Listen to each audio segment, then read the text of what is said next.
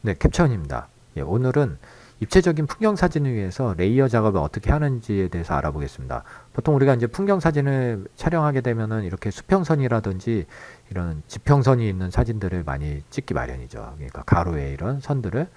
그래서 이렇게 이제 분할된 선을 각각의 보통 이제 ND 필터라든지 그라데이션 필터를 통해서 이 노출차가 큰 것들을 촬영 단계에서 잡아주는데, 촬영은 보정 단계에서도 어느 정도 그런 효과를 이제 이 레이어를 통해서 잡을 수가 있는데, 먼저 이제 사진을 먼저 보정을 해야겠죠. 그래서 이제 지금 이제 이런 노출이라든지 노출을 이제 보정을 해주고, 그리고 이제 색온도를 잡아줘야겠죠. 올바른 이제 내가 원하는 대로 이런 원하는 대로 이제 색온도를 잡아준 다음에, 그리고 이제 수직 수평을 보기 위해서 이렇게 가이드를 한 다음에 이 화살표 아이콘을 누르면은 이 수직 수평선을 이렇게 볼 수가 있습니다. 그래서 왜곡이라든지 이런 수평을 더 볼 수가 있는 거죠. 그리고 그래서 내가 좀 수평을 잡아야겠다고 했을 때 이거를 이제 형태에서 회전 플립에서 뭐 시프트를 누른 채로 옮기면은 이렇게 좀 더 빠르게 이제 움직일 수가 있는 거죠. 마우스 휠을 돌려서요. 네. 그리고 보기에서 이제 가이드를 끌 수가 있고요. 자, 이랬을 때 이제 지금 이 사진에서 하늘가 지금 땅에 대해서, 땅이 아니라 하늘과 이 바다에 대해서 이제 조정의 레이어 마스크 툴에서 우리가 이 선형 레이어가 있습니다. 그래서 여기 직선형이라고 해서 선형이라 리니어 선에 대해서, 자, 우리가 앞서서 이제 레이어 마스크 기능에 대해서 이제 원형하고 선하고 이런 여기에 여러 가지 레이어 마스크 기능들이 있어서 이건 이제 본문에서 이제 살펴보실 수가 있고요. 그래서 이제 드래그를 했을 때 내가 범위를 이렇게 지정해 줄 수가 있습니다. 그리고 이 가운데 선에서는 이렇게 회전을 또 해줄 수가 있어요. 그리고 이 끝선에서는 더 이제 농도를 이 그라데이션을 좁힐 수도 있고 넓게 가져갈 수도 있는 거죠. 이건 이제 크기 범위에 대한 문제인 거고. 예, 그래서 이렇게 하고 단축키 M입니다. 여기 항상 마스크 표시가 있고 그리기 할 때만 하면은 이제 그릴 때만 표시되고 마우스에서 손을 떼면은 이제 사라지는 거죠. 그래서 저 같은 경우에는 항상 마스크 표시를 해놓고 단축키 M, 마스크의 약자인 M을 많이 사용하게 됩니다. 그래서 이제 내가 어느 정도 이 보정을 이렇게 잡았지 않습니까? 그 다음에 M을 눌러요. 그 상태에서 하늘에 대한 거니까 하늘에 대한 부분들을 뭐 한다든지, 그리고 하늘을 좀 더 선명하게 하고 싶다. 이제 선명도를 올릴 수도 있죠.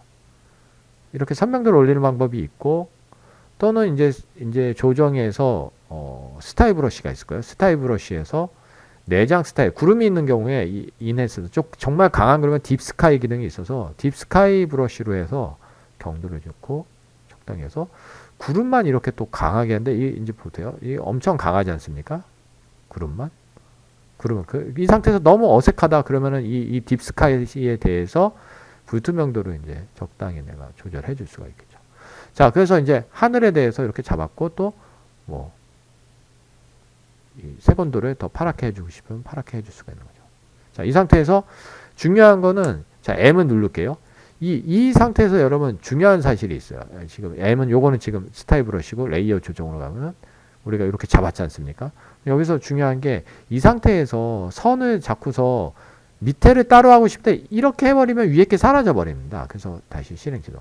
그럼 위에 우리가 아까 잡은 건 유지하면은 다시 이 상태에서 그 빈 레이어를 하나 이제 만들면 레이어가 하나 더 생성돼서 이번에 밑에서 위로 이렇게 수평선의 밑에 바다에 대해서 M을 눌러주고, 이 상태에서 지금 좀 어두운 것 같다 그러면 섀도우를 이렇게 올려주는 거죠.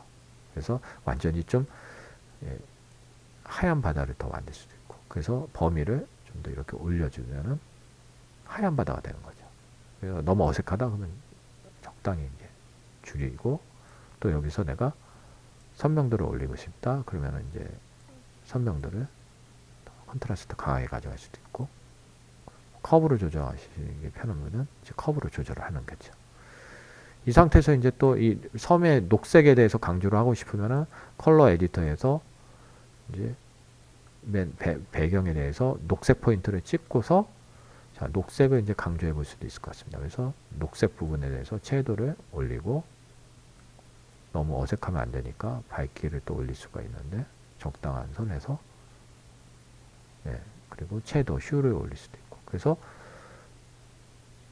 실제 녹색에 대해서 껐다 켰다 하면서 실제 변한 색깔을 볼 수가 있는 거죠. 이런 식으로 되고, 마지막에 이제 이전 이후 옵션에 대해서 슬라이더 뷰널로 하면은 원래 원본이라 했던 사진이 이렇게 바뀔 수 있는 거를 우리가 보실 수가 있으세요. 또는 옵션을 전체 보기로 하면은 껐다 켰다 했을 때 주변부가 지금 어둡지 않습니까? 그러면 여기서 이제 형태에서 이제 렌즈 보정이 있어요. 렌즈 보정을 해서 주변부 밝기를 약간 이렇게 올려주면은 광각 렌즈에서 주변부를 잡아줄 수가 있고, 왜곡 부분도 약간 펴주고 싶으면 왜곡도 필 수 있고, 그래서 다시 한번 이전 이후를 살펴보는 거죠. 이런 식으로.